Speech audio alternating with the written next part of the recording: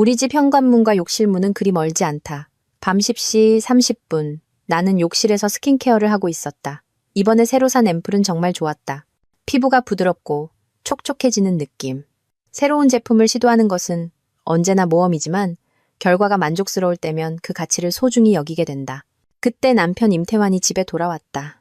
나는 밖을 내다보며 말했다. 왔어요? 불과 1미터 남짓한 거리에서도 지독한 담배 냄새가 코를 찔렀다. 비흡연자에게는 아주 약간의 담배 냄새도 금방 알아차릴 수 있다.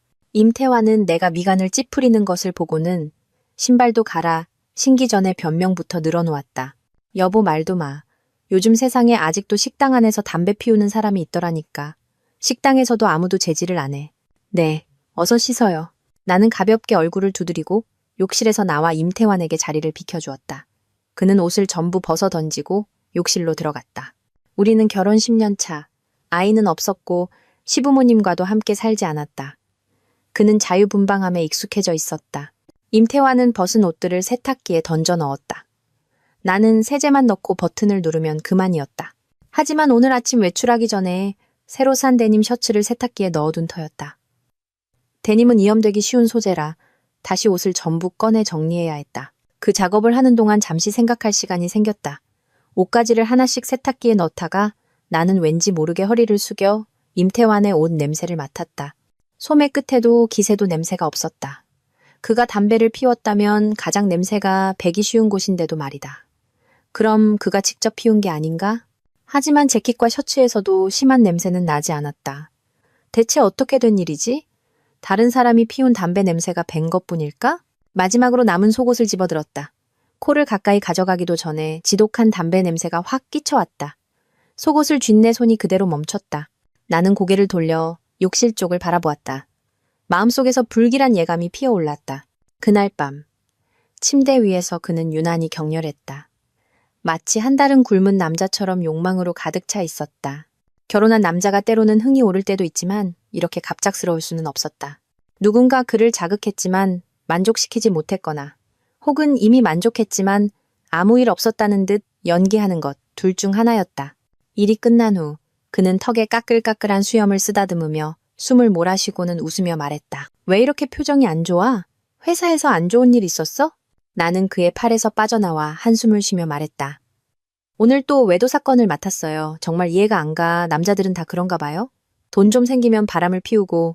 내 말이 끝나자 그는 그저 피식 웃었다. 어떻게 그렇게 단정지어? 우리 박 변호사님 너무 일반화하는 거 아니야? 무심코 던진 이야기였지만 그의 어색한 미소는 내 의심을 더욱 키웠다. 뭔가 부족한 남자일수록 그것을 증명하려 애쓰는 법이다. 그들은 분명 당신만큼 행복하지 않을 거야. 당신처럼 좋은 아내를 뒀잖아. 말을 마친 그는 내 가슴에 손을 얹었다. 그의 눈빛은 음탕함으로 가득했다. 그의 애정 표현은 어딘가 과장되고 부자연스러웠다. 나도 지지 않고 매혹적인 미소를 지었다. 정말 못 말려. 30분 후 옆에서 코 고는 소리가 울려 퍼졌다. 나는 침실 스탠드 불빛 아래 옆에 잠든 남자를 찬찬히 뜯어보았다. 얼굴에 깊게 팬 주름, 피부에 나타나기 시작한 검버섯, 그리고 불쾌한 소리를 내며 살짝 벌어진 입술. 임태환은 전통 미디어 업계 출신으로 어딜 가나 선생님 소리를 들으며 존경받았다. 그가 표정을 굳히면 사람들은 알아서 비위를 맞췄다. 미디어와 홍보업계의 젊은 여성들이 그를 둘러쌌지만 그에 대한 스캔들은 한 번도 없었다. 그의 말에 따르면 성공한 남자일수록 자신을 지킬 줄 알아야 한다고 했다. 나는 그 말에 동의하지 않았다. 논리가 없었기 때문이다. 나는 부자가 되면 태국에서 네덜란드까지 유라시아 대륙에 내 발자국을 남기겠다는 남자들의 말은 들어봤어도 자신을 지켜야 한다는 말과는 거리가 멀었다. 나는 임태환의 뺨을 가볍게 건드리며 나지막이 불렀다. 태환 씨. 하지만 그는 반응이 없었다. 예전 같았으면 베개를 바로 해주고 이불을 잘 덮어주었겠지만 지금의 나는 낡은 증기선 옆에 누워있는 기분이었다. 2초마다 한 번씩 기적을 울리는 증기선. 나는 가운을 걸치고 침대에서 내려와 충전 중이던 그의 휴대폰을 집었다. 로펌의 파트너 변호사인 나는 수많은 외도 사건과 그들의 수법을 봐왔다. 휴대폰으로 한 사람의 비밀을 파헤치는 것은 내게 거의 식은 죽 먹기였다. 나는 소리가 나지 않도록 휴대폰을 무음 모드로 설정했다. 비밀번호를 누르자 화면이 밝아졌다. 나는 조용히 서재로 들어갔다. 카카오톡이나 문자 메시지는 건너뛰었다. 시간을 낭비할 뿐 증거를 찾지 못할 수도 있다. 나는 곧장 설정으로 들어가 개인정보 보호를 열었다. 그리고 위치 서비스, 시스템 서비스를 차례로 선택했다. 마지막으로 자주 가는 위치를 눌렀다. 곧 화면에 지도가 나타났다. 지도 아래에는 기록된 장소 목록이 떴다. 어느 날 어디에 갔고 얼마나 머물렀는지 모든 것이 이 휴대폰에 선명하게 기록되어 있었다. 나는 흥분과 기대를 안고 스크롤을 내렸다. 손이 떨리고 심장이 빠르게 뛰었다. 순간 내 시선이 한 장소의 이름에 멈췄다. 리버뷰 인터내셔널, 강변에 위치한 주상복합 아파트였다. 기록에 따르면 임태환은 거의 매일 그곳에 나타났다. 예를 들어 오늘 밤 19시부터 21시 40분까지 그의 휴대폰 위치는 변함없이 그곳에 있었다. 휴대폰을 잃어버린 게 아니라면 주인 역시 그곳에 있었을 것이다. 우리는 강북에 살고 내 직장은 강동에 있는데 그곳은 강남의 강변에 있었다. 그의 속옷에서 담배 냄새가 밴 곳이 바로 여기일 것이다. 부동산 앱으로 검색해보니 그곳은 새로 지어진 고급 오피스텔 단지였다. 시세는 그 지역에서 가장 높은 수준이었다. 강이 보이는 전망, 바닥부터 천장까지 이어지는 통창. 주변에는 오피스 빌딩도 없고 괜찮은 식당도 거의 없었다. 그가 오늘 밤 만난 사람은 이 동네에 사는 사람도 아니었다. 중요한 정보를 얻은 후 나는 카카오톡을 열었다. 임태환은 늘 자신만만했기에 증거를 인멸하기 위해 대화 내용을 지우는 짓은 하지 않을 사람이었다. 덕분에 그들의 대화 내용 전체가 내 눈앞에 펼쳐졌다. 세상에는 정말 퀀텀 리딩 같은 것이 존재하는지도 모른다. 특히 아내가 남편의 휴대폰을 볼 때 말이다. 나는 자기야, 보고 싶어, 네가 최고야. 같은 말들을 빠르게 훑어내리고 지난 한 달간의 메시지 중 핵심적인 부분에 도달했다. 10분간 이어진 대화에서 주제는 바로 나였다. 다 본 후 나는 임태환의 휴대폰 화면을 하나씩 캡처했다. 그리고 휴대폰을 끄고 무음 모드를 해제한 뒤 조용히 침실로 돌아와 휴대폰을 제자리에 두었다. 침대에서 깊이 잠든 남자를 보며 나는 약간의 황홀경에 빠진 듯한 기분을 느꼈다. 임태환 씨, 당신은 지금 무슨 짓을 하고 있는지 알고 있을까? 내가 임태환을 처음 만났을 때 나는 2학년이었고 그는 4학년이었다. 나는 한국대학교 법학과에 눈에 띄지 않는 학생이었고 그는 같은 대학 국문과의 유명한 선배였다. 학과 교수님들은 그를 10년에 한 번 나올까 말까 한 인재라고 칭찬했다. 그의 재능은 정말 뛰어났다. 언변은 날카로웠고 교내 신문에 실린 글은 깊이 있고 예리했다. 대학이라는 세계에서는 한 사람의 아우라가 무한히 확대되면 다른 결점들은 쉽게 묻히기 마련이다. 그래서 임태환은 많은 여학생들의 배우자 후보 리스트에서 보석 같은 존재가 되었다. 반면 나는 먼지처럼 미미했다. 그가 먼저 내게 다가왔지만 남들 눈에는 여전히 내가 신데렐라가 된 것처럼 보였다. 그때 내 눈에도 그랬다. 사람들은 눈이 작은 남자가 다정하다고들 하는데 임태환은 내게 그런 낭만을 느끼게 해주었다. 생일이나 기념일마다 그는 세심하게 서프라이즈를 준비했다. 연애 시절의 낭만적인 습관은 결혼 후에도 계속되었다. 이후 내가 로펌을 개업하고 남들 눈에 대표 변호사가 되면서 내 수입은 점차 임태환을 따라잡았다. 나를 둘러싼 신데렐라라는 수군거림은 점차 사라졌다. 임태환은 입 밖으로 내지 않았지만 마음속으로는 분명히 신경 쓰고 있었다. 예전에 내가 우리 그냥 아이 같지 말까? 라고 말했을 때 임태환은 그럼 당신이 영원히 우리 집 보물이겠네 라고 말하곤 했다. 하지만 그 후로는 그런 달콤한 말이 사라졌다. 시부모님의 성화에 못 이겨 임태환은 가끔 나를 탓하는 말을 몇 마디씩 던졌다. 그래서 나는 우리의 부부 관계를 조심스럽게 지키기 시작했다. 예를 들어 그의 체면을 세워주기 위해 나는 항상 내 수입을 그보다 낮게 유지했다. 내 수입이 더 높아졌을 때도 그에게 절대 말하지 않았다. 그의 생각 속에서 내 수입은 언제나 그보다 낮았다. 나는 이런 식으로 우리의 결혼 생활이 지속될 수 있으리라 생각했다.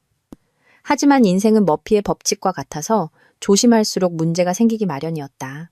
로펌을 운영하는 것의 장점 중 하나는 넓은 인맥과 다양한 문제 해결 방식이 있다는 것이다.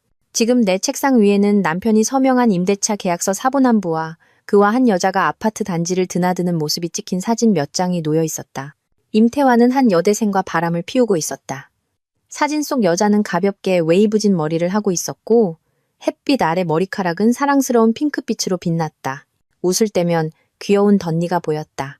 퍼프 소매 블라우스에 딱 붙는 스커트, 그리고 스트랩이 달린 스틸레토 힐을 신은 그녀는 임태환보다 머리 하나는 더 커 보였다. 그녀 옆에선 임태환은 더욱 성공한 남자처럼 보였고 얼굴에는 약간의 우쭐함이 드러났다. 여자의 이름은 주민영. 올해갓 졸업하고 임태환의 신문사에서 편집 보조로 인턴을 하고 있었다. 상사와 부하 직원의 관계야말로 모호하고 더섭는 숭배심이 싹트기 가장 좋은 곳이다. 그리고 그것은 이내 불륜관계로 발전한다. 이런 불륜관계에서 상사는 타락하고 부하 직원은 어리석다. 내가 생각에 잠겨 있을 때 카카오톡 메시지 하나가 나를 현실로 끌어당겼다. 오늘 신문사 회의가 있어서 좀 늦을 것 같아. 임태환이 보낸 메시지였다. 나는 그가 의기양양하게 찍힌 사진을 보고 이어서 본처에게 의무적으로 보고하는 듯한 짧은 메시지를 보았다. 마음속에서 역겨움이 치밀어 올랐다. 집안의 붉은 깃발은 굳건히 지키고 밖에서는 젊고 아름다운 깃발이 바람에 펄럭인다. 이때의 어떤 남자도 죄책감이나 두려움을 느끼지 않고 그저 의기양양함과 자기 만족에 빠져 있을 것이다. 나는 휴대폰을 한참 쳐다보다가 결국 알았어요. 라고만 답장했다. 강이 보이는 통창이 있는 오피스텔은 내 사무실에서 약 12km 떨어져 있었다. 퇴근 후 차를 몰아 30분 만에 그곳에 도착했다. 이미 어두워졌지만 오피스텔 단지에는 불이 켜진 집이 많지 않아 입주율이 높지 않음을 알 수 있었다. 내가 주시하던 창문도 어두웠다. 차에 앉아 나는 아직 다 읽지 못한 새로 개정된 민법전을 계속 읽었다. 변호사로서 항상 새로운 지식이 나를 기다리고 있었다. 이제 막 법전의 3장을 소화했을 뿐 아직 절반이 남아 있었다. 오늘 밤에 공부 계획이 틀어졌다는 생각에 갑자기 짜증이 났다. 어른이라는 작자가 왜 자꾸 남에게 성가신 일을 만드는 걸까? 30분쯤 지나자 마침내 그 창문에 불이 켜졌다. 나는 책을 내려놓고 차를 잠근 뒤 건물로 올라갔다. 문을 3번, 그리고 다시 3번 두드렸다. 아무도 대답하지 않았다. 내 마음속에는 아직 약간의 희망이 남아 있었다. 문이 열리고 한 젊은 여자가 내 앞에 나타났다. 사진 속 바로 그 모습이었다. 순식간에 나는 더 이상 발버둥 칠 곳이 없었다. 여자는 높은 콧대와 큰 눈, 자연스럽게 컬이 들어간 프렌치 스타일의 머리를 하고 있었다. 얼굴에는 아직 화장이 남아 있었다. 실제로 보니 젊은 여성에게서만 뿜어져 나오는 독특한 생기가 더욱 선명하게 느껴졌다. 하지만 그녀가 입고 있는 잠옷과 슬리퍼, 그리고 숨막힐 듯 달콤한 향수 냄새는 나를 현실로 되돌려 놓았다. 그녀의 소비 방식이 그녀라는 사람을 만들었다. 이토록 아름다운 여자가 이런 물질적 조건에 머무는 것은 사실 그녀에게 다소 손해라는 생각이 들었다. 나를 보자 그녀는 문 앞에서 굳어 아무 말도 하지 못했다. 정교한 얼굴이 순식간에 창백해졌다. 나는 미소를 지으며 신발도 갈아 신지 않고 안으로 들어섰다. 거실은 꽤 넓었다. 약 30제곱미터 약 9평은 넘어 보였다. 모든 가구와 장식은 유럽풍의 고급스러운 스타일로 그녀가 입고 있는 것보다 훨씬 더 고급스러웠다. 그래서 그녀가 이 방에 서 있는 모습은 어딘가 어색해 보였다. 거실 탁자 위에는 이미 개봉된 티파니 상자가 있었고 그 옆에는 방금 착용해본 듯한 더블 하트 목걸이가 놓여 있었다. 특유의 민트색과 클래식한 은색의 조합. 이것을 보자마자 나는 임태환의 눈에 비친 그녀의 가치를 즉시 알아차렸다. 티파니는 비싸지만 더블 하트 목걸이는 그 브랜드에서 가장 대중적인 모델이니까. 집안을 한 바퀴 둘러본 후 나는 팔짱을 끼고 통창 앞에 서서 밖의 강변 야경을 바라보았다. 강변의 가로등 불빛이 저 멀리까지 이어져 있었고 드문드문 지나가는 차들이 조용히 스쳐갔다. 바쁜 하루 일과를 마친 후 이런 풍경은 정말 마음을 편안하게 해준다. 임태환도 이 창가에 앉아 경치를 감상하며 무언가 하는 것을 좋아하겠지. 일이 끝난 후에 담배 한 대를 생각하니 나조차도 그것이 하나의 향유라고 느껴졌다. 여기까지 생각하자 나는 실소를 터뜨렸다. 내가 왜 그들을 동정하고 있는 거지? 임태환이 욕실에서 나왔다. 나를 보자 그는 순간 멈칫했지만 이내 평정을 되찾았다. 나는 한마디도 하지 않고 그저 그를 바라보았다. 짙은 남색 목욕 가운이 종아리까지 내려와 있었고 다리털은 아직 젖어 피부에 뭉쳐 있었다. 새로운 사람 앞에서는 그도 목욕 가운을 입는구나. 그렇다. 거실에서 알몸으로 다니는 것이 편하긴 하지만 낭만적이지는 않으니까. 새로운 사람과는 언제나 약간의 신비감을 유지해야 한다. 그는 내 앞으로 다가와 침착한 척 입을 열려 했지만 몇 번 망설였다. 결국 그는 자신이 수년간 지켜온 고고한 이미지를 깨고 싶지 않은 듯 고개를 다른 곳으로 돌렸다. 뒤에 있던 여자가 이 광경을 보고는 한 걸음 앞으로 나와 임태환을 대신해 입을 열었다. 조금도 두려워하지 않는 태도였다. 언니. 나는 약간 놀랐다. 언니라니. 직장에서는 언니라는 호칭을 기꺼이 받아들이지만 이런 상황에서 불륜 현장에서 처음 만난 여자가 나를 언니라고 부르는 것은 도전이나 다름없었다. 나는 무표정한 얼굴로 그녀를 쳐다보며 아무 말도 어떤 감정도 드러내지 않았다. 내 시선에 그녀가 어쩔 줄 몰라 손을 어디에 둬야 할지 모를 때까지 나는 멈추지 않았다. 기세로 상대를 압도하고 협상에서 빠르게 승리하는 것은 내가 자주 사용하는 기술이다. 여자는 지지 않으려는 듯 주먹을 꽉 쥐고 압박감이 가득한 방을 떠나 부엌으로 들어갔다. 곧 그녀는 과일 쟁반을 들고 돌아왔다. 씻은 배 하나를 집어 내 앞에 내밀었다. 언니 배 드세요. 그녀의 목소리는 부드러웠고 의미심장한 눈빛으로 나를 보며 한마디 덧붙였다. 배도 참 용감하네요. 나는 못 들은 척했다. 어린 여자애와 말장난을 할 흥미도 없었고 그것은 내 계획도 아니었다. 내 계획은 임태완을 겨냥하는 것이었다. 10분이 지났지만 임태완은 여전히 한마디도 하지 않았다. 여자 혼자 일막과 이막이 있는 독백을 연기하고 있을 뿐이었다. 임태완은 내가 아무 말도 하지 않자 마침내 용기를 내어 해명하기 시작했다. 주민영 씨가 업무상 문제가 좀 있어서 회의 끝나고 내가 좀 봐주려고. 입을 열자마자 변명에 익숙한 사람이라는 것을 알 수 있었다. 이렇게 어설픈 이유를 대다니. 임태완의 대답에 나는 거만한 태도를 거두고 반박하지 않은 채 고개를 숙였다. 나는 불륜을 잡으러 온 것도 따지러 온 것도 아니었다. 그래서 나는 한마디만 했다. 잘 됐네요. 임태완은 어리둥절했다. 나는 다시 반복했다. 잘 됐어요. 나와 오랜 세월을 함께한 남편 임태완은 나를 잘 안다. 그는 내가 항상 이성적이고 합리적으로 말한다는 것을 알기에 지금쯤 그의 머릿속은 혼란스러울 것이다. 어떤 사람이 당신이 젊은 여자랑 같이 있는 걸 봤다고 하더라고요. 난 안 믿었어요. 우리 태완 씨랑 나는 사이가 아주 좋다고 그 사람한테 말했죠. 그런데 지금 당신이. 임태완은 내가 우는 것을 보고 깜짝 놀랐다. 나처럼 강한 여자가 그 때문에 울다니. 꼿꼿했던 그의 자세가 즉시 부드러워졌다. 그는 내 곁으로 다가와 위로하기 시작했다. 여보, 무슨 일 있으면 우리 집에 가서 이야기하자. 응? 여보라는 두 글자가 임태완의 입에서 나오자 옆에 있던 여자는 불편함을 느꼈다. 그녀의 표정이 미세하게 변했다. 그렇다. 그것이 바로 내 계획이었다. 임태완은 전형적인 가부장적 남성으로 약한 여성을 보호하고 강하고 독립적인 여성은 비난한다. 내 지금 행동은 의도적으로 그의 약점을 파고드는 것이었다. 여자는 내가 왜 그렇게 빨리 태도를 바꾸는지 이해하지 못하고 다시 나를 자극하려 했다. 언니, 화내지 마세요. 다 제 잘못이에요. 그녀의 눈에는 눈물이 그렁그렁했고 목소리는 메어 있었다. 그리고 임태완을 힐끗 쳐다보았다. 가련하고 연약한 척하며 동정을 얻으려는 이 작은 행동. 나는 내 의뢰인들에게서 수없이 봐왔다. 단기적인 이익을 가져다 줄 수는 있지만 장기적인 경쟁력은 잃게 될 것이다. 나는 그녀를 무시하고 임태완에게 계속 말했다. 태완 씨, 사실 나도 이해해요. 하지만 우리가 부부로 지낸 지 몇 년인데 이 일을 어떻게 감당해야 할지 정말 모르겠어요. 나는 다시 눈물을 닦았다. 태완 씨, 당신 정말 나한테 잘못했어요.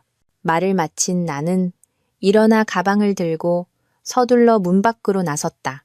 인간의 다면성에 대한 나의 이해는 처음에는 모두 임태완에게서 비롯되었다.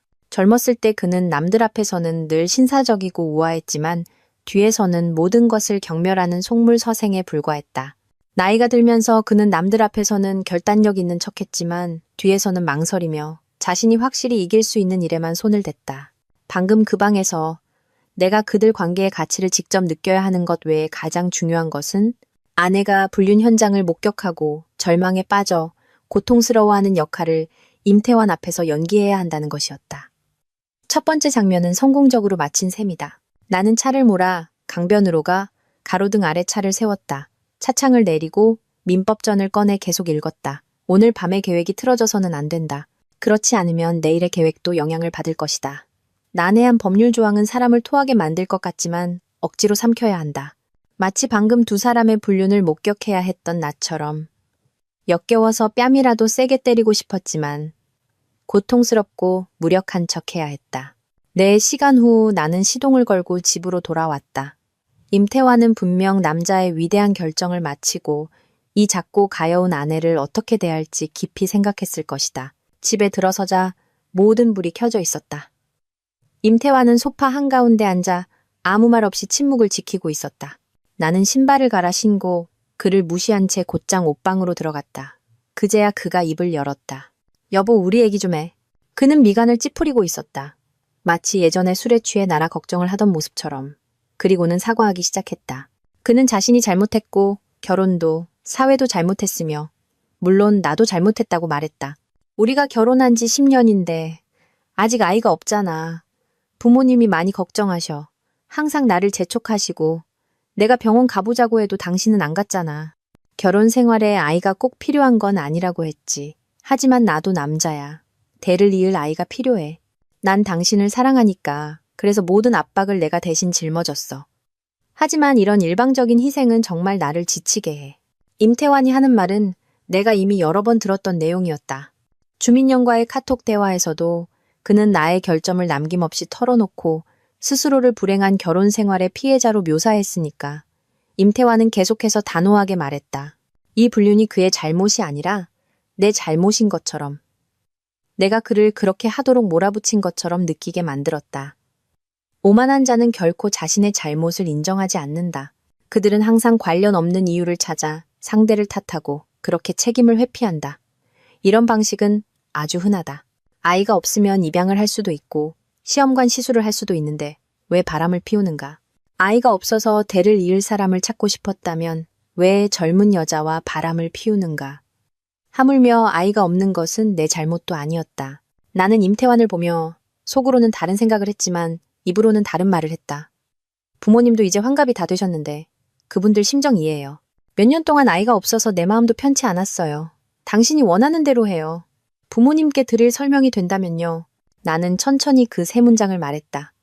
이 말은 내가 미리 신중하게 생각하고 저울질했으며 심지어 종이에 적어보기까지 했다.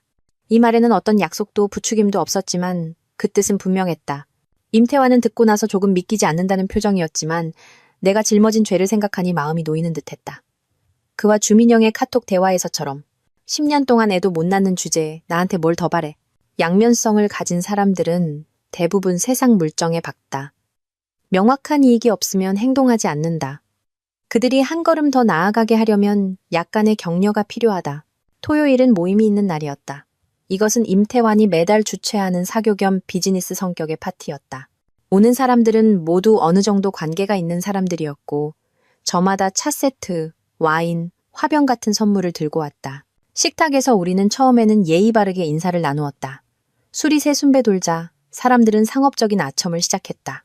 겉으로는 칭찬하지만 때때로 상대의 약점을 찌르는 식이었다. 아이고, 우리가 아무리 벌어도 임 편집장님만 하겠어요. 저번에 길에서 보니까 웬 아가씨를 데리고 다니시던데 사모님인 줄 알았지. 오늘 보니 사모님은 머리 염색 안 하셨네. 하하. 말을 한 사람은 한 중소기업 사장이었다. 그는 팔을 뻗어 의자에 기대며 임태환의 반응을 기다렸다. 그의 공장은 거의 파산 직전이었지만 운 좋게 귀금속 가격이 폭등하면서 공장의 단조 설비 재료가 은이었던 덕분에 수십억을 벌었다. 예전에 임태환에게 자문을 구하러 쫓아다니던 사람이 이제는 제법 거만해졌다. 나는 김 사장이 항상 임태환을 탐탁지 않게 여긴다는 것을 알았다. 돈도 없으면서 잘난 척하는 사람. 어려웠을 때는 감히 시비도 못 걸더니 이제 잘 나가니 이 좋은 기회를 놓칠 리가 없었다. 임태환의 얼굴은 굳어 있었고 속으로는 불이 났을 것이다. 사람들은 음식을 집는 척, 휴대폰을 보는 척 했지만 몇몇은 참지 못하고 임태환을, 심지어 나를 힐끗거리며 우리의 반응을 기다렸다. 나는 술잔을 내려놓고 식탁의 모든 사람에게 미소를 지었다. 아마 잘못 보셨을 거예요. 제 사촌 동생이에요. 제가 임태환 씨 회사에 인턴으로 꽂아줬거든요. 뒷모습이 저랑 좀 닮았나 봐요. 식탁의 사람들은 내 말을 듣고 흥미롭다는 표정으로 나를 보았다. 김 사장은 더욱 구경거리를 기대하는 표정으로 오 소리를 냈다. 나는 그가 임태환이 그녀의 손을 잡고 가는 장면만 본 것이 아니라 아마 더 흥미롭고 선정적인 장면도 봤을 것이라고 확신했다. 임태환이 즉시 말을 받았다. 김 사장님, 쓸데없는 소리 마세요. 사람들이 웃음을 터뜨리며 이 일은 그렇게 넘어갔다. 화제가 다른 이야기로 옮겨간 후 임태환은 고마운 눈빛으로 나를 보았다. 내가 그의 얄디얇은 체면과 그가 남들 앞에서 쌓아온 이미지를 지켜주었기 때문이다. 그가 내 진심을 느꼈는지는 모르겠다. 리버뮤 인터내셔널은 완공된 고급 아파트 단지였다. 입주 후 많은 집주인들이 바로 임대를 내놓았기 때문에 나는 부동산 중개인과 일한 첫날 마음에 드는 집을 찾을 수 있었다. 그곳은 주민영과 임태환의 통창이 있는 방과 마주보는 아파트였다. 나는 일부러 창가에 커다란 몬스테라 화분 2개를 두었다. 그곳에서는 두 사람의 방이 선명하게 보였다. 이 식물은 정말 딱이었다. 푸르고 싱싱하면서도 이름에 감시의 의미를 담을 수 있으니. 몬스테라 잎사귀 속에 숨겨진 초소형 카메라는 그들의 방을 똑바로 향하고 있었다. 모든 것이 선명하게 보였다. 여기 입주민 단톡방도 있나요? 실장님? 단톡방은 집주인만 들어갈 수 있어요. 세입자는 안 돼요. 들어가려면 등기부등본 확인해야 하거든요. 이 단지 괜찮아 보이네요. 나중에 하나 살까 생각 중인데 여기 집주인들은 어떤지 미리 좀 알아보고 싶어서요. 좀 도와줄 수 있어요? 그럼요, 언니. 제가 한번 알아볼게요. 대신 나중에 집 사실 때 꼭 저 찾아주셔야 해요. 나는 고개를 끄덕이며 네라고 대답했다. 입주민 단톡방에서 보름 정도 관찰한 후 나는 최준호라는 이름의 한 사람에게 주목했다. 아파트가 막 입주를 시작한 터라 입주민과 시행사 간의 갈등이 많았다. 시행사 측에 하자 보수를 요구하는 일들이었다. 이때 입주민들이 시행사를 대하는 태도는 그들의 상황을 어느 정도 반영했다.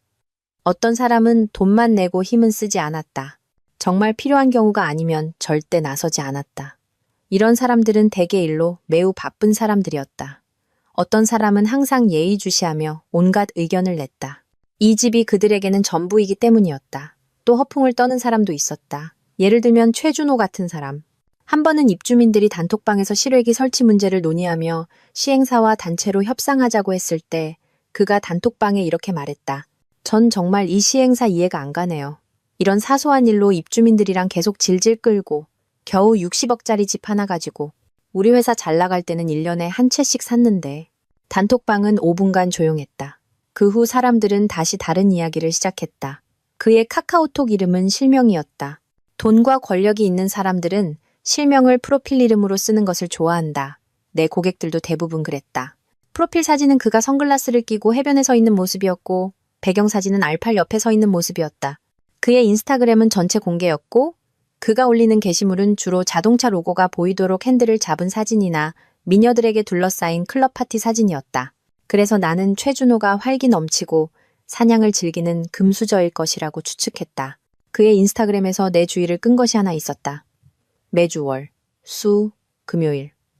저녁마다 그는 아파트 단지 옆 고급 수영장에서 체크인을 했다. 2000m 또 기록 경신이라거나 수영 힘드네. 풀사이드에 앉아서 여자들 구경하는 것도 힐링 같은 글과 함께. 최준호, 그가 바로 내가 필요한 사람이었다. 사람은 보고 싶은 것만 본다. 내가 임태환을 용서하지 않을 이유는 수천 가지였지만 내가 계속 약한 척하는 한 임태환은 기꺼이 나를 믿을 것이다. 그는 그런 이미지를 아주 좋아했기 때문이다. 그래서 임태환의 나에 대한 경계심은 점점 줄어들었다. 심지어 가끔 내 앞에서 주민영 이야기를 꺼내기도 했다. 그의 이야기 속에서 그녀는 열심히 사는 소녀였다. 가족은 외진 시골에 살고 형제자매가 많아 경제적으로 어렵지만 꿋꿋하게 일어서려 노력하는, 그의 말에 따르면 평범한 소녀가 왜 그렇게 많은 고생을 해야 하는가. 임태환이 그런 말을 할 때 나는 고개를 돌려 TV 리모컨을 만지작거리며 비웃음을 감췄다. 그래서 당신이 나타난 거군요? 나는 감정을 조절하고 농담조로 물었다. 그냥 선배로서 좀 도와줘야겠다고 생각했을 뿐이야. 내 미소는 0.25초간 굳었다. 자고 싶으면 그냥 그렇다고 말하지. 적어도 자신의 욕망에 솔직한 남자라는 건 보여줄 수 있잖아. 선배가 도와준다니. 선배들이 다 당신 같으면 이 나라는 다음 세대가 없을 거다. 나는 다가가서 그의 무릎 위에 놓인 손을 잡았다. 사회에 갓 나온 여자애들은 다 외롭고 무력감을 느끼죠. 다행히 예전엔 제 곁에 당신이 있었네요. 임태환은 만족스럽게 웃으며 나를 보고 내 이마에 키스했다. 태환 씨, 난 항상 당신을 돌보고 싶어요. 임태환은 팔로 내 허리를 감싸 안았다. 그리고 그는 내게 키스했다. 그날 밤 임태환은 온 힘을 다했다. 나는 주민영의 실체를 임태환보다 더 잘 알고 있었다. 내 책상 위에는 임대차 계약서와 몰래 찍은 사진들 외에도 주민영에 대한 조사 보고서가 있었다. 그녀는 전문적인 꽃뱀이었다. 아직 이런 부류를 지칭하는 용어가 없다면 내가 만들었다고 치자. 대학 1학년 때 그녀는 한 중소기업 사장과 사귀었다. 땅딸막한 체구에 몸에 맞지 않는 정장 안에 화려한 셔츠를 입은 남자. 보기만 해도 남자에 대한 흥미를 잃게 만드는 외모였지만 주민영은 그를 받아들였다. 4학년이 되자 그녀는 두 번째 남자를 찾았다. 여전히 그녀보다 나이가 훨씬 많은 남자였다. 그녀는 본처를 이혼하게 만들었고 1년 만에 1억 원이 넘는 돈을 뜯어냈다. 하지만 그녀가 번 돈은 자신에게 쓰지 않고 모두 가족에게 보냈다. 이 거래 내역은 그녀의 은행 계좌 입출금 내역에 선명하게 기록되어 있었다. 게다가 임태환이 나를 완전히 믿었기 때문에 그는 내가 하는 일을 전혀 눈치채지 못했다. 예를 들어 재산 이전 같은 것. 나는 임태환이 모르는 수입을 부모님 계좌로 옮겼고 그가 알지만 구체적인 액수는 모르는 항목들도 다른 명목으로 바꾸었다. 부모님은 내가 하는 일을 잘 알고 계셨다. 눈치채셨지만 나를 꾸짖지 않으시고 그저 너무 몰아붙이지 말라고만 하셨다. 주민영의 계좌 이체 내역을 생각하니 나는 정말이지 약간 망설여졌다. 내가 망설이는 동안 주민영이 나를 찾아왔다. 최근 시부모님이 계속해서 아이 이야기를 꺼내셨다. 하지만 이번에는 예전처럼 타협하지 않고 단호하게 맞받아쳤다. 그날 바로 그들은 임태환에게 전화해 불평하고 무슨 수를 써서라도 대를 이을 아이를 가져야 한다고 나 때문에 방해받지 말라고 경고했다. 임태환은 내 동의를 얻었기에 슬슬 주민영에게도 그 이야기를 흘렸을 것이다. 그 후 주민영이 로펌 근처 카페에서 만나자고 약속을 잡았다. 그녀는 아주 솔직하게 입을 열었다. 언니, 임 선생님이 언니가 저더러 애 낳아도 된다고 허락했다던데 사실이에요? 오랜 세월 부부로 지내온 임태환은 내 빈틈없는 말 속에 담긴 속뜻을 분명히 알아차리고 그녀에게 전했을 것이다. 하지만 주민영이 나를 찾아온 것은 다른 목적이 있었다. 나는 그녀가 휴대폰을 테이블 위에 올려놓지 않는 것을 보고 마음속으로 어느 정도 짐작했다. 그녀가 단단히 준비한 모양이었다. 다만 왜 녹음기 하나 준비할 줄 모를까? 마치 내 주머니 속에 있는 배터리가 5시간이나 가는 안심되는 녹음기처럼 말이다. 나는 가볍게 웃었다. 난 그런 말 한 적 없어요. 주민영은 멈칫했다. 나는 즉시 주도권을 잡았다. 임태환 씨가 당신더러 애를 낳으라고 했다고요? 네. 그래서 당신 생각은 어때요? 전 아직 젊은데 어떻게 쉽게 애를 낳아요? 쉽게. 이 단어. 나는 이해했다. 나에게는 임태환이 당신을 고생시키고 아무것도 주지 않을 리 없다는 뜻으로 들렸다. 시작부터 주민영은 내가 자신에게 아이를 낳으라고 요구했는지 물었다. 그녀의 진짜 목적은 가격 협상에 불과했다. 내가 요구했다면 내가 대가를 치러야 한다. 하지만 나는 요구한 적이 없다. 이제 가격 이야기로 돌아오자. 주민영은 당연히 기꺼이 이야기를 이어갔다. 그이가 자기가 낳으면 3억을 준다고 했어요. 그럼 더 이상 쉬운 일이 아니겠네요. 당신은 번듯한 대학 졸업생인데 고작 3억 받고 애를 낳는다고요? 나는 걱정스럽게 협상하면서도 손에 쥔패는 없는 주민영을 보았다. 내 마음은 혐오스러우면서도 약간의 동정심이 일었다. 그렇게 큰 돈이 왜 필요해요? 만약 주민영이 자신의 어려움을 털어놓고 임태환을 떠나 다시 시작할 준비가 되어 있다면 아마 그 돈은 내가 임태환 대신 내주었을지도 모른다. 하지만 그녀는 전혀 말하고 싶어 하지 않았고 오히려 내 약점을 파고들었다. 그녀는 일부러 목소리를 높였다. 언니는 애도 못 낳으면서 이제 와서 저더러 대신 낳고 고생하라고요? 언니가 돈을 내야 하는 거 아니에요? 그녀의 말에 주위 사람들이 힐끗 쳐다보았다.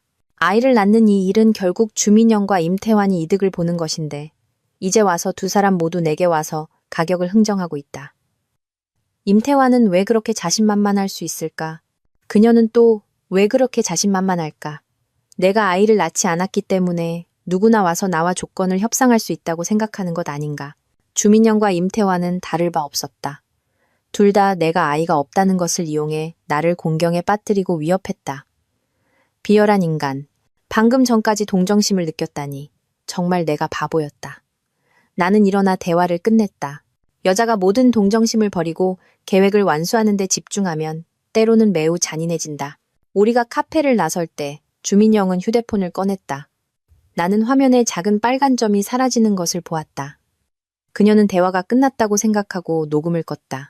나는 그녀를 한적한 곳으로 데려가 깊은 공감을 표하기 시작했다. 여자란 평생 아이 낳는 일을 피할 수 없죠. 낳으면 남자는 고생 안 하고 안 낳으면 남자는 욕먹고 정말 불공평해요. 주민영은 내가 이렇게 거침없는 말을 할 줄은 몰랐는지 갑자기 조용해졌다. 3억이라니 임태환 씨도 참. 정말 여자를 사람 취급 안 하네요. 지난 몇 년간 그가 나를 대한 것처럼요. 아이를 낳을지 말지는 당신의 결정이에요. 여자는 자궁의 자유가 있어야 하니까. 하지만 만약 당신이 낳기로 결정한다면 내가 당신과 아이에게 따로 3억을 더 줄 수 있어요. 어쨌든 당신이 나 대신 고생하는 셈이니까. 내가 제시한 보상액을 듣자 주민영은 즉시 고개를 들었다. 두 눈이 반짝였다. 하지만 곧 평정을 유지하려 애썼다. 언니가 그렇게 말해도 제가 어떻게 믿어요? 당신 말대로예요. 주민영 씨, 착각하지 말아요. 나는 단지 여자로서 동감해서 그러는 거지. 당신에게 빚진 게 아니에요. 나와 그녀의 대화는 거기서 끝났다. 그녀가 더 생각할 시간이 필요했기 때문이다. 사회에서 몇 년 구르다 보면 사람들은 점점 경험에 근거한 조언을 존중하고 나이 든 사람의 직감을 믿게 된다. 요 며칠 너무 몰아붙이지 말라는 부모님의 말씀이 머릿속에 맴돌았다. 지금 멈추면 모든 것이 아직 수습 가능하지만 손을 쓰는 것도 중요한 결정이고 멈추는 것도 큰 결정이다. 이 결정을 내리기 전에 나는 모든 데이터를 수집하고 비교 분석해야 했다. 그래서 임태환의 차에 숨겨둔 도청 장치를 꺼냈다. 임태환, 이 나쁜 놈. 불과 보름 만에 우리가 부모님을 모시던 그 차 안에서 주민영과 3번이나 관계를 가졌다. 그 순간 나는 집 밖으로 뛰쳐나가 모든 것을 버리고 저 차부터 먼저 치워버리고 싶었다. 정말 개자식이다. 나는 헤드폰을 벗고 한참 동안 심호흡을 한 후에야 겨우 마음을 진정시켰다. 몇 시간에 걸쳐 임태환과 주민영의 대화 녹음 파일을 끊어 들으며 나는 멈추려던 결심을 포기하기로 했다. 그들은 그럴 자격이 없었다. 언니랑 이혼할 생각 있어요, 선생님? 이 문제는 지금 당장 결정할 수 있는 게 아니야. 그럼 저 선생님 애 안 낳아요. 하하, 내가 조금만 잘해주면 바로 나을 거면서. 선생님 너무해요. 혐오스러운 소리들. 그 언니 변호사라면서요. 이혼하면 선생님 빈털털이 되는 거 아니에요? 변호사는 상대방을 아무것도 없이 내쫓을 수 있다던데. 그 여자? 몇 년 동안 파트너 변호사라는 명함만 달고 있었지. 수입은 내 절반도 안 돼. 큰 사건 맡은 것도 하나 없고. 어떻게 날 빈털터리로 만들겠어. 그래도 조심해야죠, 선생님. 보니까 그 언니도 만만치 않던데. 날 못 믿어? 난 이미 다 준비해놨어. 전 당연히 선생님 믿죠. 선생님은 제 가장 든든한 성벽인걸요. 만약 그 여자가 이혼하자고 하면 여자 하나 사회에서 매장시키는 방법은 얼마든지 있어. 어려운 일도 아니지. 무슨 뜻이에요? 업계에서 남녀 관계가 문란하다고 소문내는 거 이해 못해? 세상에, 그 언니가 그렇게 더러워요? 더럽지 않아도 더럽게 만들 수 있지. 나는 녹음 파일을 하드드라이브에 저장했다. 이 순간 나는 이 두 인간을 박살낼 전쟁을 시작하고 싶어 참을 수가 없었다. 오후에 내 비서가 수영 클럽 회원권을 만들어 주민영에게 가져다 주었다. 아파트 주민들을 위한 한 달 체험권이라고 거짓말을 했다. 그리고 월, 수, 금요일 최준호가 수영하러 갈 때 나는 핑계를 대서 임태환을 집에 묶어두거나 회식을 잡아주었다. 일주일이 지났지만 아무런 진전이 없었다. 마침내 두 번째 주가 되자 조짐이 보이기 시작했다. 수요일 밤, 금수저 아들의 인스타그램에 비키니를 입은 한 여자의 사진이 올라왔다. 얼굴은 나오지 않았고 상반신만 수영장에 몸을 담그고 있었다. 하얀색 니트 비키니를 입고 가느다란 팔로풀 가장자리를 잡고 있는 모습이 연약해 보였다. 하지만 어깨까지 내려오는 익숙한 옅은 핑크색 긴 머리는 그녀가 주민영임을 확신하게 했다. 금요일 밤, 임태환은 집에서 꽤 한가했다. 자발적으로 책장을 정리했다. 오늘 아무도 그를 귀찮게 하지 않는 모양이었다. 나는 휴대폰에 연결된 감시 화면을 열었다. 통창 너머로 주민영과 금수저 아들이 서로 껴안고 있는 모습이 보였다. 커튼도 치지 않은 채. 두 사람은 이미 뜨거운 행동을 시작했다. 이때 주민영의 표정은 이전보다 훨씬 더 매혹적이었다. 그녀가 고개를 뒤로 젖히고 손으로 아무데나 움켜쥐는 모습은 임태환과 함께 있을 때는 본 적 없는 것이었다. 나는 서재를 힐끗 보니 임태환은 여전히 바쁘게 이나모리 가주오에 어떻게 살 것인가를 책장에 꽂고 있었다. 그 책에 이런 구절이 있었던 것 같다. 인과응보, 그러나 시간이 필요하다. 그 후 며칠, 임태환은 갑자기 한가해졌고 주민영은 꽤 바빠졌다. 나는 주민영이 금수저 아들과 만나는 모든 장면을 돌려볼 수 있는 것은 모두 보았다. 빨리 감기도 건너뛰기도 없이. 그녀가 피임약을 먹었는지는 모르겠지만 임태환이 말해준 그녀의 생리주기는 별다른 이상이 없었다. 그러니 아마 먹지 않았을 가능성이 높다. 어느 날 임태환이 집에 돌아와 나를 식탁으로 불렀다. 내게 물 한 잔을 따라주고는 진지한 표정으로 말했다. 주민영 시더러 애를 낳게 해서 우리 임씨 집안에 대를 이을 손주를 남기기로 했어. 이것은 더 이상 떠보는 말이 아니라 결론이었다. 아마 그녀가 임신한 모양이었다. 내가 대답하지 않자 임태환은 계속해서 나를 압박했다.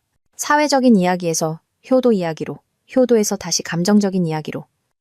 우리 업계에서 이런 일 드물지 않아.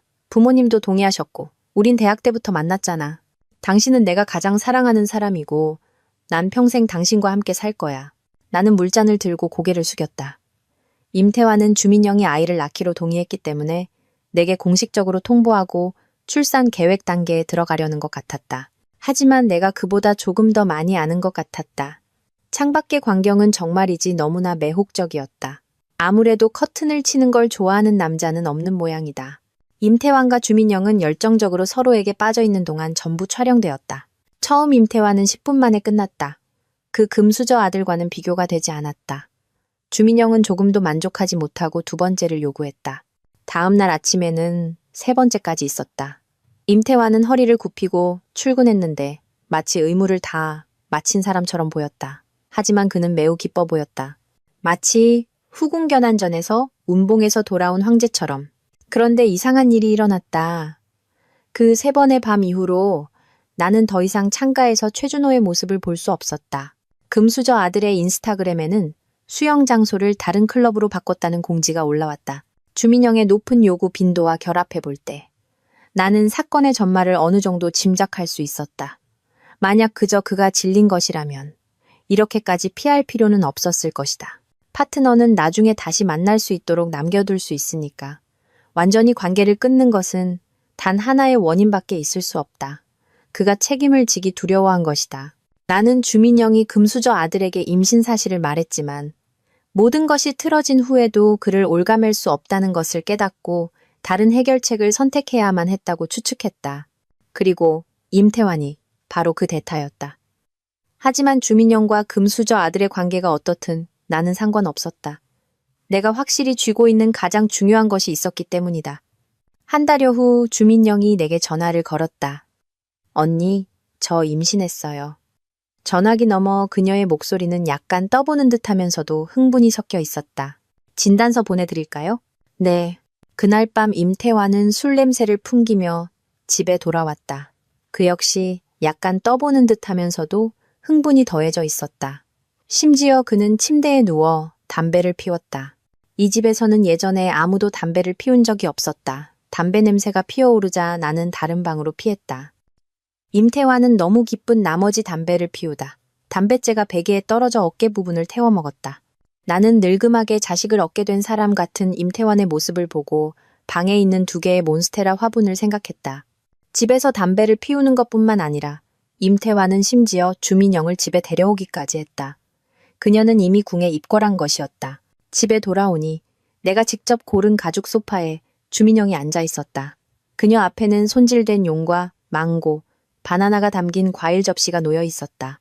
임태환은 나를 보고도 아무런 해명조차 하지 않았다. 하지만 주민영은 그보다 훨씬 정신이 똑똑했다. 나를 보자 그녀는 황급히 일어섰다. 이 여자는 임신을 했어도 감히 거만하게 굴지 못했다.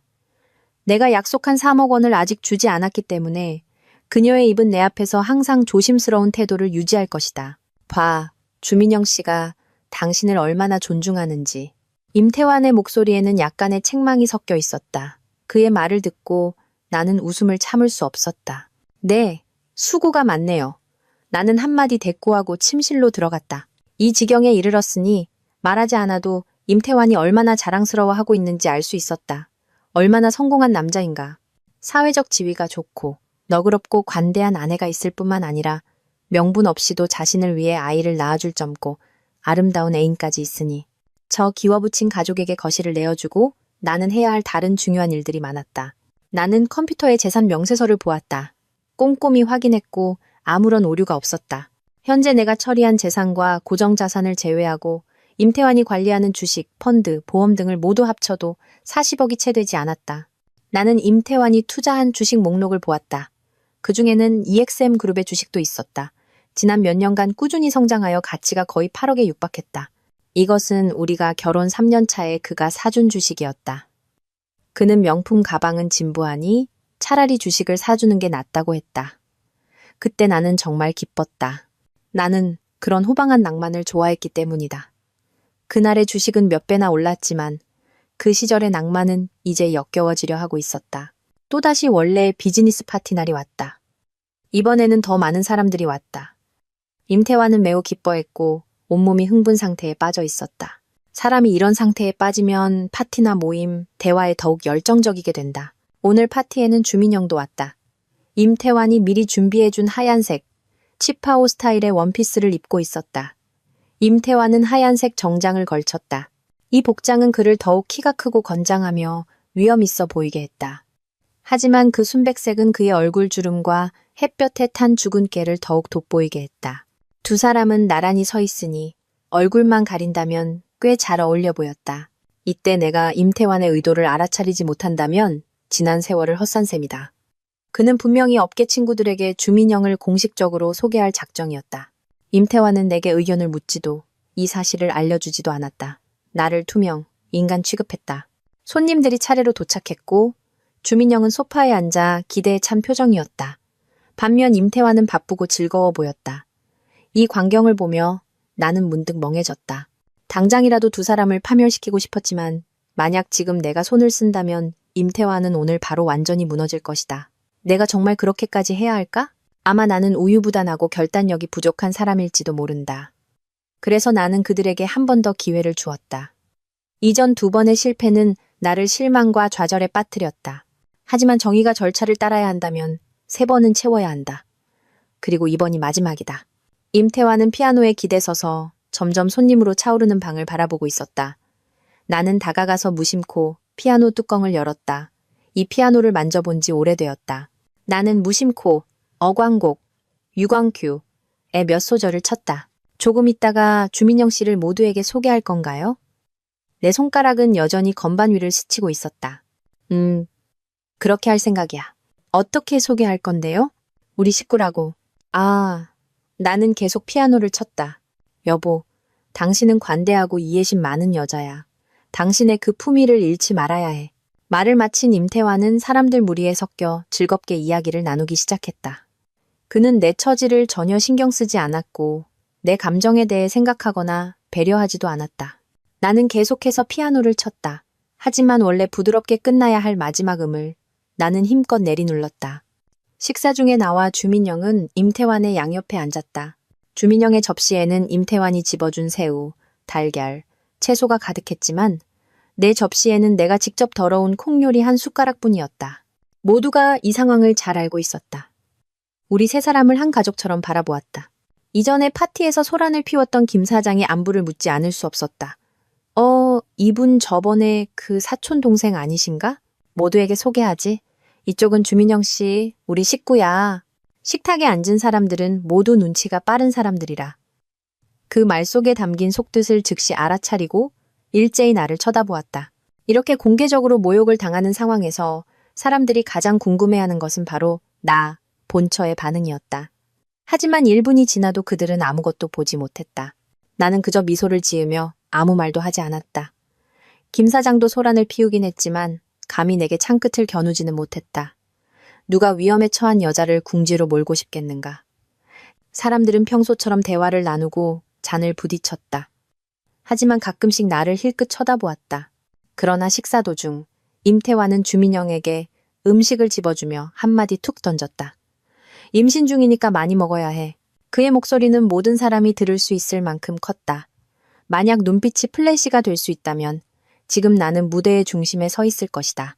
나는 못 들은 척하며 내 접시에 콩요리를 계속 먹었다. 오늘 토마토 소스 콩요리는 좀 짰다. 임태환은 취했다. 평소에는 소주 한 병은 거뜬했지만 오늘은 너무 기쁜 데다 내가 38도짜리 고급 소주를 52도짜리로 바꿔놓은 탓에 반병만 마시고도 비틀거리며 헛소리를 하기 시작했다. 나 임태환이야. 오늘 아주 기분 좋네. 내가 어떤 파티에 가든 내 옆자리에는 최소한 부국장급은 앉는데 그것도 날 기쁘게 하진 못했어. 말이 끝나자마자 식탁의 몇몇 사람들은 표정이 굳었다. 부국장이 당신을 기쁘게 할 의무는 없지 않은가. 그렇게 말하면 모두를 곤란하게 만들 뿐이다. 주민영 씨가 임신했어. 나 너무 기뻐. 그러더니 임태환은 내 어깨를 세게 쳤다. 여보, 우리가 부부로 산지 몇 년인데 난 당신을 사랑하지만 당신이 애를 못 낳잖아. 나 속 터져 죽는 줄 알았다고. 여자가 어떻게 애를 못 낳아. 당신이 우리 집 대를 끊어놨어. 그 어깨 꼴피은 정말 강했다. 약간 아팠지만 내가 방금 마음속으로 내린 잔인한 결정보다 더 고통스러운 것은 없었다. 어깨를 맞은 틈을 타 나는 고개를 숙여 양옆으로 머리카락을 늘어뜨려 얼굴의 모든 표정을 가렸다. 임태환은 계속해서 자신의 기쁨을 나누었다. 여보, 이제부터 주민영 씨는 우리 식구야. 걔 뱃속의 아이는 나 임태환의 자식이고 우리 임씨 가문의 후계자야. 우리 함께 그 아이를 맞이하자. 거기 앉은 사람들은 모두 할 말을 잃었다. 남자들은 임태환이 과시하고 있다고 생각했고 여자들은 그가 나를 괴롭히고 있다고 생각했다. 하지만 나는 상관없었다. 마침내 임태환이 가장 중요한 말을 했고 마침내 나도 고개를 들 수 있었기 때문이다. 나는 모든 조롱과 비아냥을 감추고 대신 극도로 놀란 얼굴로 멍하니 임태환을 바라보았다. 뭐라고요? 사람들은 내가 마침내 반응을 보이자 모두 눈을 고정하고 다음 전개를 기다렸다. 방 전체가 시계 초침 소리가 들릴 정도로 조용해졌다. 임태환은 놀라서 나를 보며 내가 왜 그렇게 격하게 반응하는지 이해하지 못했다. 방금 뭐라고 했어요? 주민영 씨가 당신 아이를 임신했다고요? 내가 이 질문을 했을 때 주민영의 안색도 변했다. 왜 임신 진단서까지 확인했는데도 정보가 다시 원점으로 돌아간 것일까? 술기운의 임태환의 반응은 느렸다. 그는 내 질문에 따라 대답했다. 응, 그런데 왜 그래? 나는 입술을 몇 번 달싹이며 식탁의 손님들을 쳐다보고는 망설이고 당황한 척했다. 어떻게 그럴 수가 있어요? 주민영 씨가 어떻게 당신 아이를 임신할 수 있죠? 내 연기는 점점 완벽해지고 있었다. 임태환 씨, 나는 감정이 북받쳐 거의 울 것 같았다. 당신, 불임이잖아요. 방 전체가 침묵 속에서 폭발했다. 모두가 눈을 동그랗게 뜨고 내가 방금 한 말을 소화하려고 애썼다. 임태환은 여전히 멍하니 무슨 일이 일어나고 있는지 이해하지 못했다. 방에서 가장 젊은 주민영만이 가장 빨리 반응했다.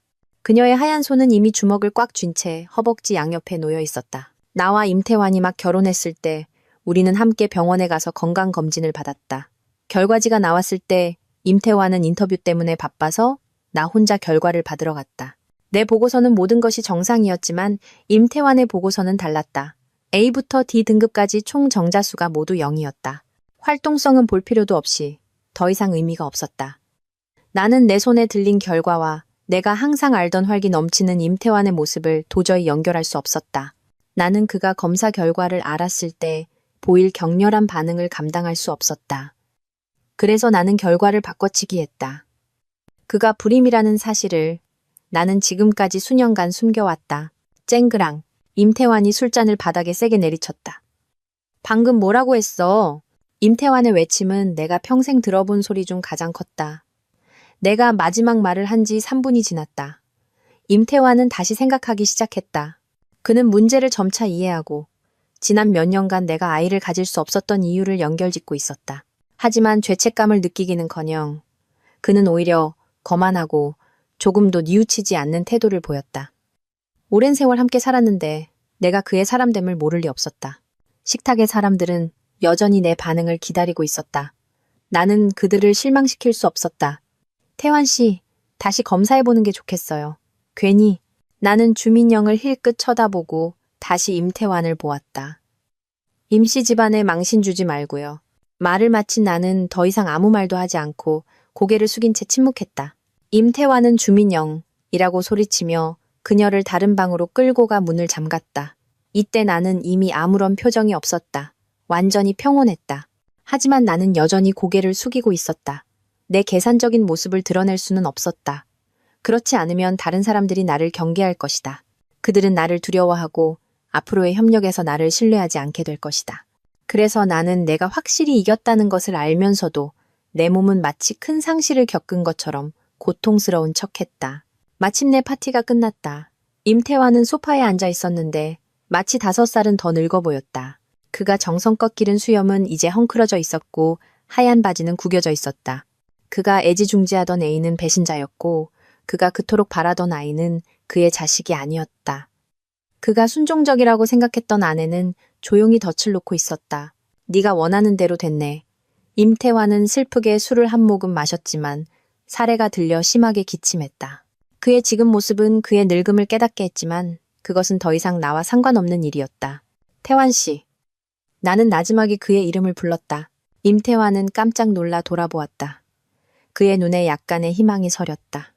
나는 그가 무엇을 희망하는지 알았지만 나는 그에게 그것을 줄 수 없었다. 3번의 기회. 당신과 주민영은 이미 다 썼다. 우리 이혼해요.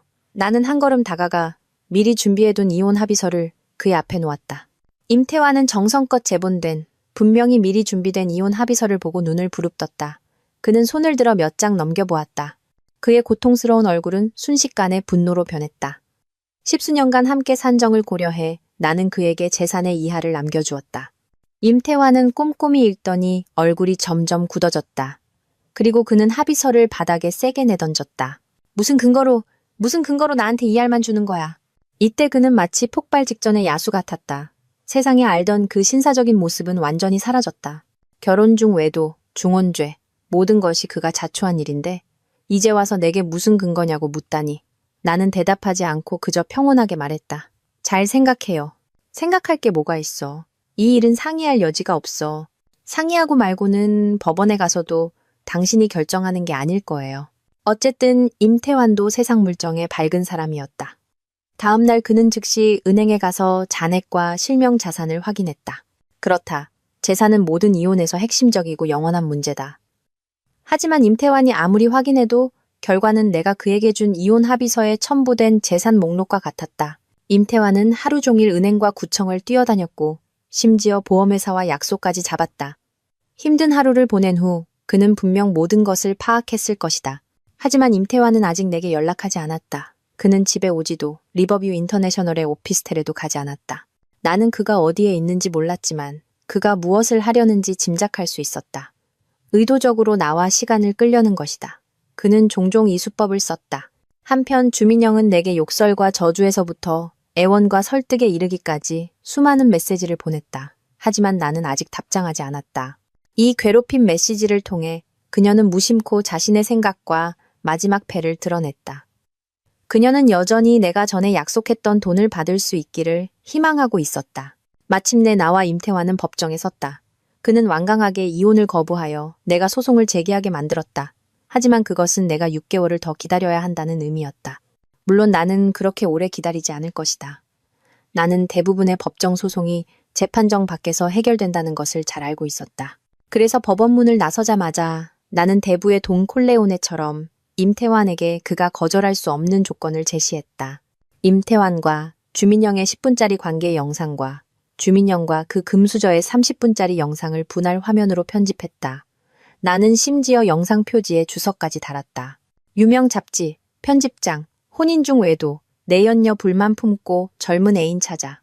나는 이 영상을 임태환에게 전송했다. 해상도는 극도로 선명하게 보장했다. 임태환은 영상을 보고 분노에 몸을 떨었다. 그의 변호사는 무슨 일인지 궁금해서 엿보려다가 임태환에게 즉시 제지당했다. 나는 실소를 금할 수 없었다. 이 변호사도 아마 임태환 수입의 절반밖에 못 버는 사람이겠지. 법정 밖에서 해결해요. 알아서 처리하라고. 동의하지 않으면 이 영상 인터넷에 올라갈 거야. 임태환은 빌어먹을 이라고 욕을 내뱉었다. 그의 가슴 전체가 들썩였고 손은 부들부들 떨렸다. 남자의 자존심을 파괴하는 방식은 예나 지금이나 똑같다. 나는 신경 쓰지 않고 그냥 등을 돌려 떠났다. 한 달 후 나는 성공적으로 이 결혼에서 벗어났다. 나와 임태환은 이제 아무런 관련이 없는 사이가 되었다. 하지만 그 일로 나는 심하게 알아누웠다. 나를 상처 입힌 사람을 파괴하는 일이 나 자신을 이토록 지치게 할 줄은 몰랐다. 이것은 정말이지 양쪽 모두에게 상처를 입히는 전쟁이었다. 마음을 추스른 후 나는 주민영의 계좌 명세서를 꺼내 그녀에게 3천만 원을 이체했다. 내 마음이 너무 빨리 굳어지지 않도록 나 자신을 위해 약간의 자비를 남겨둔 셈이다.